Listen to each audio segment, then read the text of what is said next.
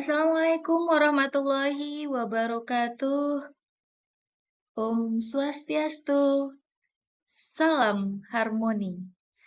Apa kabar rekan-rekan semuanya? Mudah-mudahan selalu dalam keadaan sehat.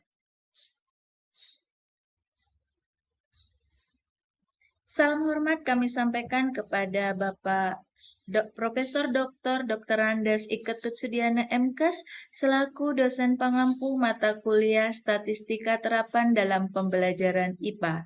Izinkan saya, Nita Rahmawati dengan nomor induk mahasiswa 25290610004, mahasiswa S2 Pendidikan IPA Undiksa, untuk mempresentasikan materi analisis korelasi kanonik yang menghubungkan dua kelompok variabel dalam statistik multivariat.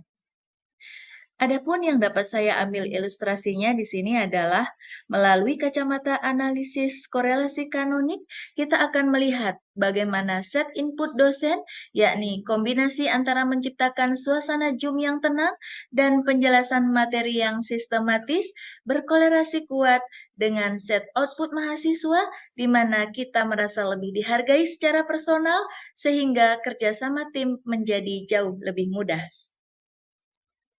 Baik, untuk mengawalinya, apa itu statistik multivariat? Definisi dari statistik multivariat merupakan analisis data yang melibatkan lebih dari dua variabel secara simultan. Mengapa penting? Karena fenomena dunia nyata saling terkait, mengisolasi satu variabel saja seringkali menghilangkan konteks. Nah, yang menjadi prinsip di sini bagaimana menjaga struktur kolerasi antar variabel untuk tetap utuh. Adapun jenis analisis multivariat, yakni metode dependensi, yakni mencari hubungan sebab akibat, contohnya regresi berganda, MANOVA, dan korelasi kanonik. Nah, kemudian metode interdependensi, mencari struktur atau pengelompokan, contohnya analisis faktor dan juga analisis klaster. Kemudian ada model struktural yang menggabungkan teknik dependensi dan interdependensi dalam satu model, contohnya aplikasi kepuasan pelanggan, aplikasi keuangan, dan juga aplikasi segmentasi pasar. Selanjutnya, mengenal analisis korelasi kanonik atau CCA. Untuk definisinya, teknik statistik untuk mengukur kekuatan hubungan antara dua set variabel. Output utama menciptakan variat kanoni atau variabel baru hasil kombinasi linier.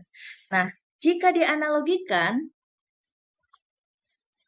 jika regresi berganda adalah Xn menjadi Y1, maka korelasi CCA adalah X1, X2, hingga Xn, maka menjadi Y1, Y2, hingga YM. Nah, penjelasannya, analogi ini membandingkan jumlah variabel yang digunakan dalam kedua metode tersebut, yakni regresi berganda di mana Xn menjadi Y1, memiliki banyak variabel independen, X untuk memprediksi satu variabel dependen Y. Fokusnya adalah pengaruh banyak faktor terhadap satu hasil tunggal. Sementara untuk analisis korelasi kanonik atau CCA mencari hubungan antara sekelompok variabel X dengan sekelompok variabel lainnya Y. Nah, tanda panah dua arah itu menunjukkan bahwa CCA mencari korelasi atau keeratan hubungan antara dua kumpulan variabel tersebut secara simultan dan bukan sekadar pengaruh satu arah. Adapun yang menjadi tujuan dan fungsi utama adalah tujuannya di sini untuk mengetahui hubungan simultan antara dua kelompok variabel, kemudian mengidentifikasi pasangan fungsi kanonik dengan korelasi tertinggi. Dan fungsi utamanya di sini menganalisis hubungan multivariat secara komprehensif, mengurangi dimensi tanpa kehilangan hubungan antar variabel, serta mendukung pengambilan keputusan berbasis banyak indikator. Asumsi yang harus dipenuhi yang pertama adalah Normalitas multivariat di mana memastikan bahwa sekumpulan variabel dalam masing-masing set atau variabel bebas dan variabel terikat secara bersama-sama mengikuti distribusi normal. Kemudian, ukuran sampel memadai di mana meningkatkan stabilitas dan generalisasi fungsi kanonik. Aturan praktisnya minimal 10-20 kali jumlah variabel dan idealnya N lebih besar atau sama dengan 50-100 tergantung kompleksitas model. Kemudian tidak terjadi singularitas di mana memastikan matriks korelasi dapat diinverskan. Tidak ada korelasi sempurna, R sama dengan 1, determinan matriks korelasi tidak sama dengan 0.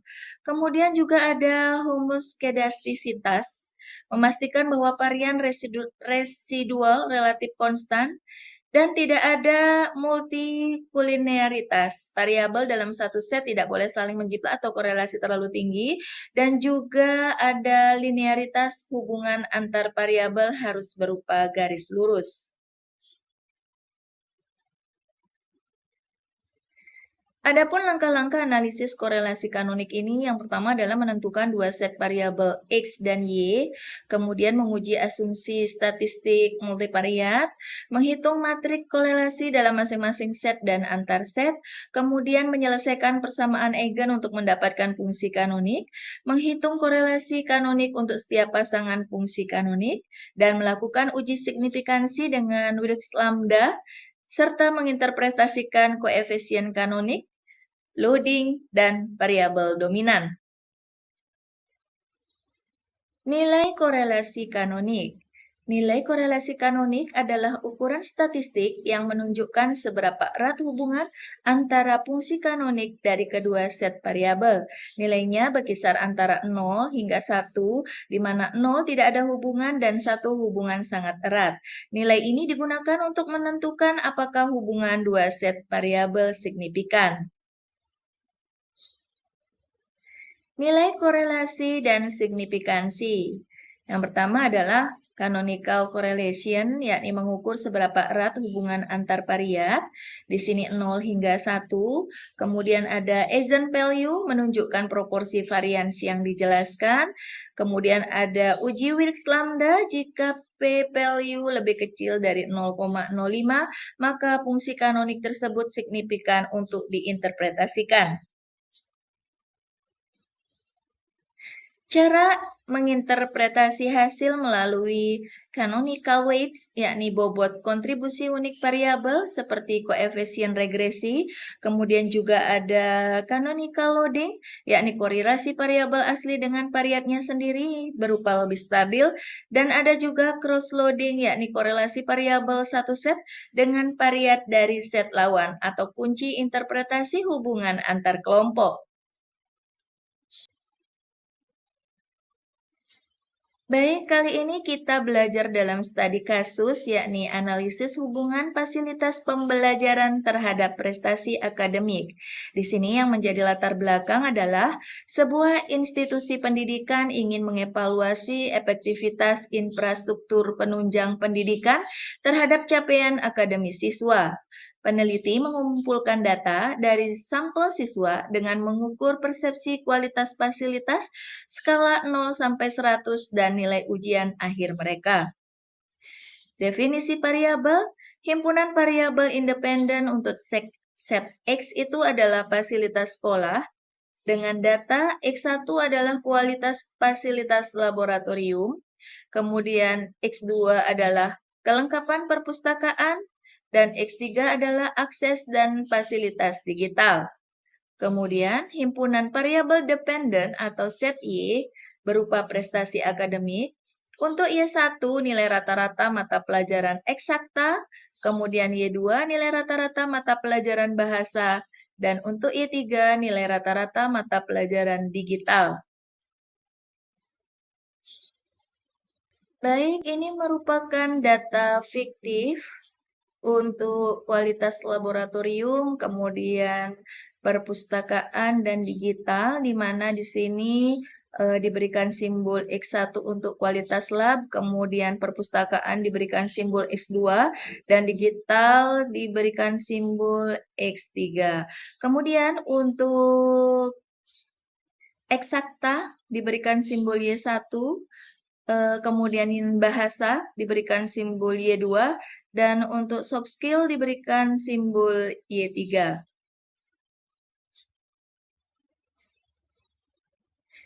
Yang pertama yang harus dilakukan adalah uji asumsi prasyarat sebelum melakukan interpretasi utama. Buktikan bahwa data layak dianalisis dengan kanonik. Ya, uji di sini yang digunakan adalah normalitas multivariat, kemudian ada uji linearitas, dan juga ada multikolinearitas. Adapun yang menjadi langkah-langkah uji normalitas, yang pertama adalah buka SPSS, kemudian variabel view, atur jenis data, masukkan data pada data view, buka menu uji normalitas, kemudian klik analyze, pilih deskriptif statistik, klik explore, dan atur variabel, pindahkan variabel penelitian ke kolom dependent list, ke faktor list, pengaturan statistik, klik plot, centang, normalitas plot with state histogram, klik continue, kemudian oke. Baik, untuk yang pertama yang harus kita lakukan adalah kita mengisi variabel view, di mana variabel view itu untuk namanya kita beri nama X1, X2, X3, Y1, Y2, dan Y3. Di mana untuk X1 di label nama merupakan dari kualitas lab, kemudian X2 itu adalah perpustakaan, dan X3 itu adalah digital, Y1 adalah eksakta, kemudian Y2 itu adalah bahasa, kemudian untuk Y3 adalah soft skill. Nah, untuk di data, kita masukkan data sebanyak 60 data, masing-masing untuk X1, X2, X3, Y1, Y2, dan Y3, sebanyak 60 data. Setelah itu kita mencari uji normalitas dengan mengklik analyze, kemudian di sini kita pilih deskriptif statistik, kemudian kita pilih explore. Nah, untuk data yang di sini kita pindahkan ke dependent list, perpustakaan juga, digital, eksakta, bahasa, dan juga skill. Setelah itu kita pilih plot. Nah, untuk di plot ini kita centang normality plots dan juga histogram. Kemudian continue dan oke.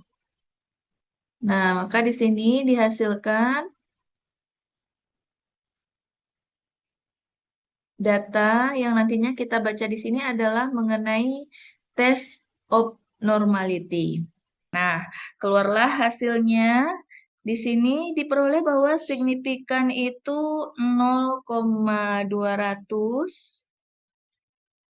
dan jumlah sampel yang digunakan di sini 60, sehingga uji Kolmogorov-Smirnov lebih tepat dijadikan acuan utama, di mana kriteria keputusan signifikan lebih besar dari 0,05 maka data berdistribusi normal, dan jika signifikan lebih kecil daripada 0,05 maka data tidak berdistribusi normal. Dan dari hasil SPSS diperoleh bahwa signifikan itu 0,200. Nah, di sini dikatakan bahwa hasil uji normalitas menggunakan Kolmogorov-Smirnov menunjukkan bahwa seluruh hasil variabel penelitian memiliki nilai signifikan lebih besar dari 0,05. Dengan demikian dapat disimpulkan bahwa data berdistribusi normal dan memiliki asumsi untuk dilakukan analisis korelasi kanonik.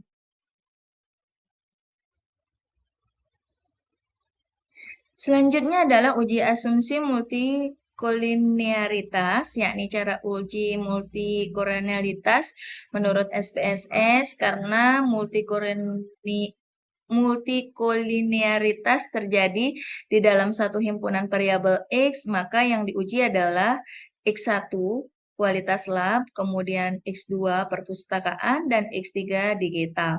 Nah, kita menggunakan regresi linier dengan metode variabel dependent dan variabel independent, di mana kualitas lab sama dengan perpustakaan dan digital, kemudian perpustakaan itu kualitas lab dan digital, kemudian digital dengan sama dengan kualitas lab dan perpustakaan. Baik, untuk langkah SPSS-nya, klik Analyze, kemudian pilih Regression, kemudian pilih Linear. Misalkan uji pertama itu defendant-nya kita menggunakan kualitas lab, maka yang menjadi independen di sini adalah perpustakaan dan digital.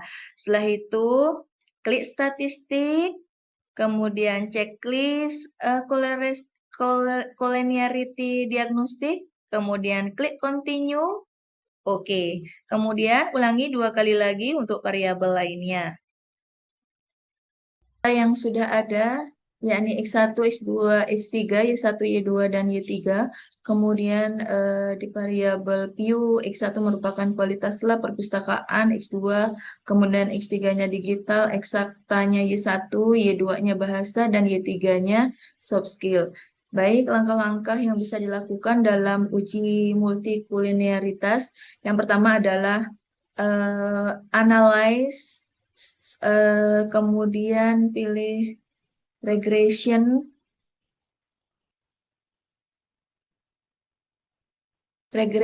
setelah itu pilih linear,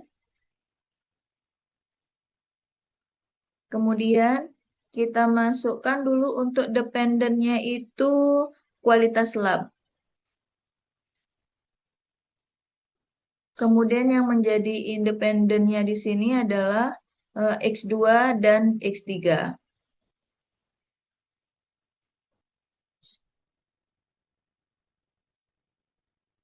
Perpustakaan dan digital. Setelah itu klik statistik, kemudian checklist collinearity diagnostik, kemudian continue,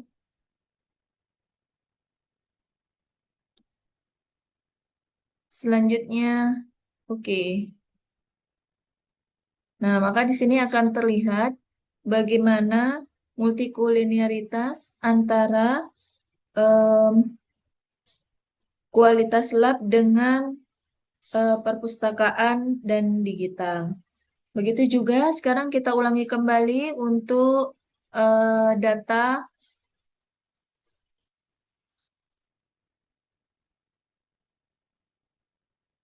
2 dan 3, yakni analyze, kemudian regresi linear,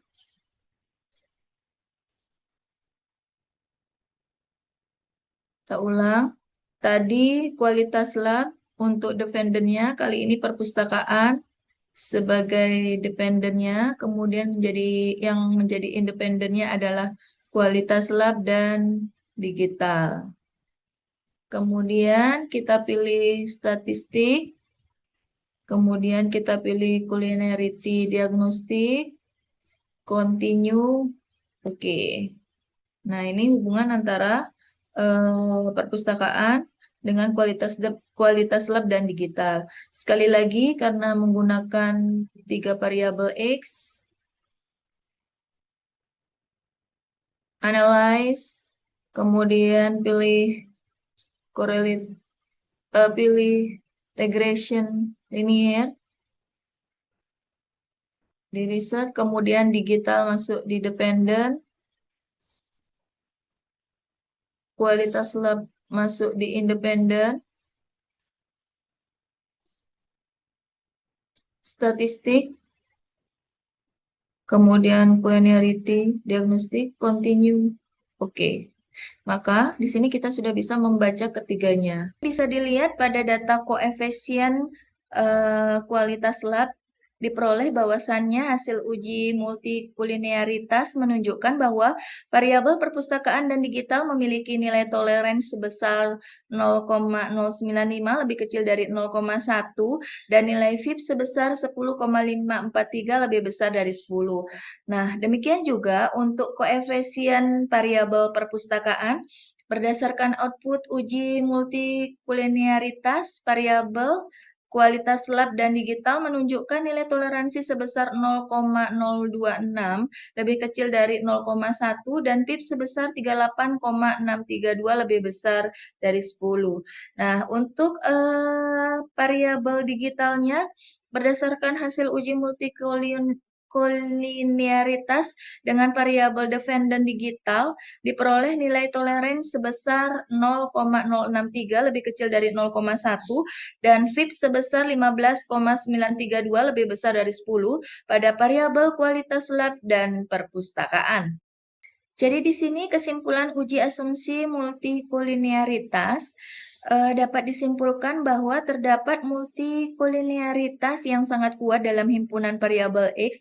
Namun demikian, kondisi ini tidak membatalkan penggunaan analisis korelasi kanonik atau CCA karena metode CCA memang menggabungkan variabel menjadi fungsi kanonik sehingga multikolinearitas tidak mempengaruhi kelayakan analisis, tetapi hanya mempengaruhi interpretasi variabel individual. Baik, untuk di variabel view, kita masukkan untuk di name itu X1, X2, X3, Y1, Y2, Y3. Nah, untuk di label, X1 itu merupakan kualitas lab, kemudian X2 itu adalah perpustakaan, X3 itu adalah digital, Y2 itu adalah Y1 itu adalah eksakta, Y2 itu adalah bahasa, dan Y3 itu adalah soft skill. Nah, untuk measure kita ganti dengan scale. Selanjutnya untuk data view kita masukkan X1, X2, X3, Y1, Y2, Y3 dengan data yang kita sudah miliki, data fiktif sebanyak 60. Nah, selanjutnya kita akan melakukan analisis dengan pilih file, kemudian new, pilih syntax. Nah, di sini kita tulis formulasinya, MANOVA spasi Y1 spasi Y2 spasi Y3 with kemudian spasi X1 spasi X2 spasi X3 enter, kemudian garis miring kita pilih discrim, kita pilih all spasi alpha kemudian 1. Selanjutnya garis miring kita pilih print,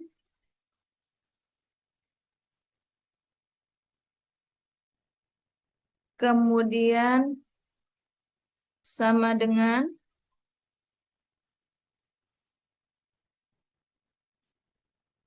size spasi eigen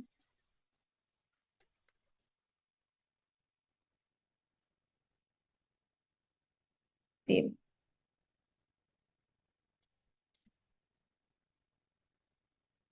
Kemudian kita pilih run all.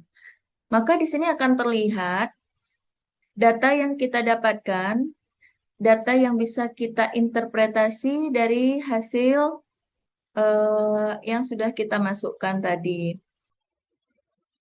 Baik, kali ini korelasi kanonik berdasarkan interpretasi output SPSS mengenai korelasi kanonik bisa dilihat dari hasil agent value dan canonical correlation. Di sini bisa dilihat dari yang ada tanda kotaknya yaitu Canon Core yang bisa dilihat hasilnya, hasil data yang diperoleh. Nah, banyaknya fungsi kanonik adalah 3,3 sama dengan 3, di mana himpunan variabel independen, kualitas lab, kemudian perpustakaan, dan digital itu sama dengan 3, dan variabel dependennya berupa eksakta, bahasa, dan soft skill itu juga 3. Nah, koefisien proporsi keragaman fungsi kanonik yang pertama sebesar 99,9 0,406%, lebih baik dari proporsi keragaman fungsi kanonik kedua sebesar 48,002%, lebih baik lagi dari proporsi keragaman fungsi kanonik yang ketiga sebesar 7,44%. Baik, untuk selanjutnya dari hasil yang diperoleh SPSS berupa raw canonical coefficients for dependent variable. Nah, untuk di sini korelasi kanoniknya berupa fungsi kanonik, di mana di sini saya sudah beri warna merah untuk X1 dan Y1-nya, kemudian berwarna biru untuk X2 dan Y2-nya, dan berwarna kuning untuk X3 dan Y3-nya.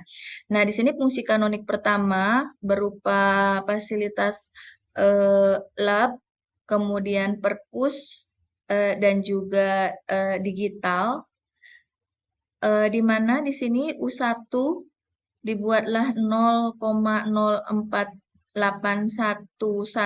X1 ditambah 0,00575 X2 plus 0,01025 X3.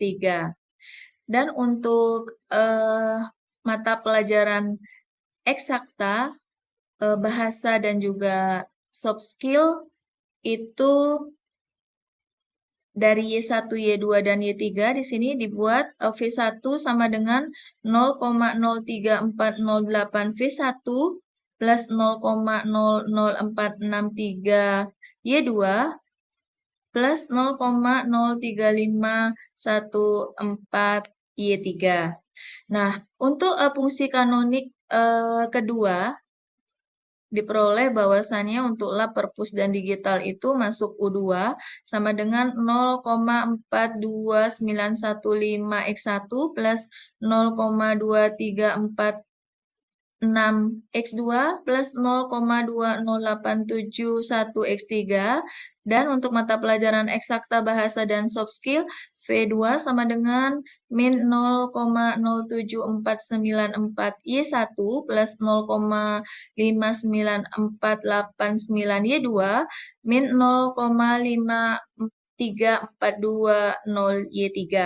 Nah, untuk fungsi kanonik yang ketiga, yakni perpus, digital, dan eksakta, demikian juga untuk yang ketiga, yakni lab, perpus, digital, dan kemudian untuk Y-nya itu mata pelajaran eksakta, bahasa, dan soft skill. U3 di sini dibuatlah persamaan min 0,22776 X1 plus 0,11477 X2 plus 0,34043 X3. Dan untuk V3-nya itu sama dengan min 0,40148 Y1 plus 0,30558 Y2 plus 0,08833 Y3. Selanjutnya untuk interpretasi output SPSS, uji signifikansi bersama-sama. Di sini kita bisa lihat dari multivariates of significant. Di sini yang menjadi kunci yang akan kita baca adalah paling akhir, yakni significant of F yang diberi tanda kotak berwarna merah. Di sini yang menjadi perhatian adalah jika P value lebih kecil dari alfa, maka tolak H0. Di sini diperoleh bahwa significant of F itu 0,000, lebih kecil 0 dari 0,05, maka artinya fungsi kanonik pertama, kedua, dan ketiga adalah signifikan, sehingga analisis lebih lanjut dapat dilakukan. Selanjutnya, untuk interpretasi output SPSS berupa uji signifikansi individual, kita bisa lihat dari data dimension reduction analysis. Di sana kita juga bisa lihat di data paling ujung, yakni signifikan of F. Di sini untuk root 1 to 3 diperoleh 0,001, kemudian to 3 0,005 untuk nilai signifikannya, dan 3 to 3 0,579. Nah, di sini H0 untuk yang pertama itu tidak ada hubungan yang signifikan dari fungsi kanonik pertama. H1 ada hubungan yang signifikan dari kanonik yang pertama. Kemudian untuk yang kedua, H0-nya tidak ada hubungan yang signifikan dari fungsi kanonik kedua, dan H1-nya ada hubungan yang signifikan dari kanonik kedua. Selanjutnya untuk yang ketiga, H0-nya tidak ada hubungan yang signifikan dari fungsi kanonik ketiga, dan H1-nya ada hubungan yang signifikan dari kanonik yang ketiga. Selanjutnya, untuk interpretasi output SPSS, uji signifikansi individual, bisa kita lihat dari dimension reduction analyze, di mana di sini kita juga lihat data yang paling akhir, yakni signifikan of F untuk 1 to 3, 2 to 3, dan 3 to 3, di mana nilai signifikannya itu 0,000, 0,005, dan 0,579. Nah, di sini p-value lebih kecil dari alfa, maka akan tolak H0. Kemudian untuk yang pertama 0,000 lebih kecil daripada 0,05, maka tolak H0. Kemudian dari hasil signifikan yang kedua 0,005 lebih kecil dari 0,05, maka tolak H0.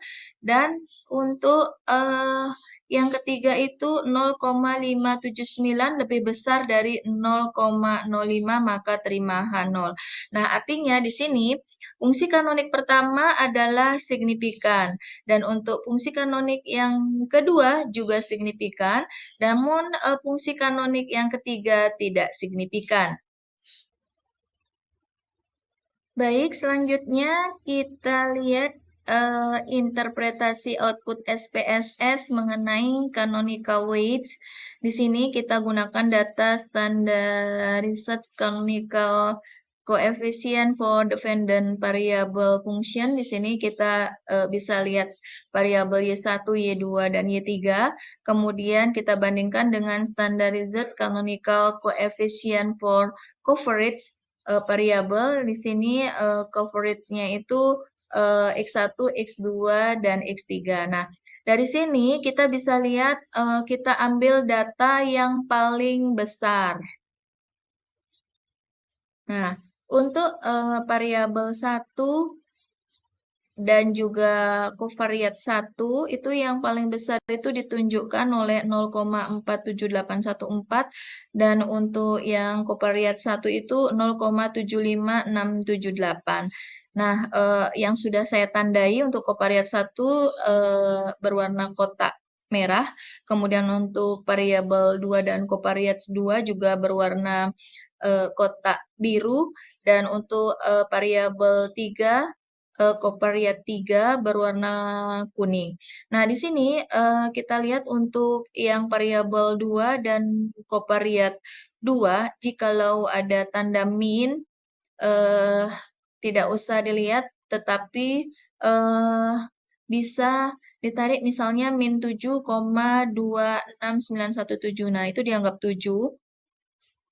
Jadi carilah nilai tertinggi tanpa memperhatikan nilai min-nya. Nah, untuk di variabel yang kedua itu nilai tertingginya ada pada Y2, yakni 8,28253. Kemudian untuk di covariatnya ada di X1. Nah, di sini pasangan kanonik yang pertama itu memiliki korelasi terkuat berada pada variabel soft kill, yakni Y3, di mana nilainya 0,47814, dan kualitas lab untuk X1-nya 0,75678. Kemudian untuk pasangan kanonik yang kedua, yang memiliki korelasi terkuat itu berada pada variabel bahasa, yakni 0,47814, dan kualitas lab X1-nya itu di min 6,75116. Kemudian untuk pasangan kanoniknya yang ketiga, yang memiliki korelasi terkuat itu berada pada variabel eksakta Y3 min 5,46393 dan digital X3 sama dengan min 5,32474. Baik, kita lanjutkan untuk interpretasi output SPSS, dilihat dari canonic loading, di mana bisa kita lihat dari correlation between dependent and canonical variable function, yakni S1, Y2, dan Y3. Kemudian dengan correlation between coverage and canonical variables, X1, X2, dan X3. Di sini juga kita bisa lihat pasangan untuk Y1 dengan X1, kemudian Y2 dengan Y2 dan Y3 dengan X3. Di sini caranya sama dengan melihat nilai terbesarnya. Nah, fungsi kanonik yang pertama, nilai kanonik loadingnya terbesar itu 0,99457 pada mata pelajaran bahasa atau Y2 dan 0,99949 terdapat pada kualitas lab X1 yang artinya terjadi hubungan yang erat antara bahasa dan kualitas lab. Kemudian, untuk fungsi kanonik yang kedua, nilai kanonik loadingnya yang terbesar itu ada di 0,07700 pada bahasa dan 0,18462 pada perpustakaan atau X2 yang artinya terjadi hubungan yang erat antara mata pelajaran bahasa dan ketersediaan perpustakaan. Selanjutnya, untuk pasangan kanonik yang ketiga, di sini nilai kanonik loading terbesar itu ada pada min 0,10758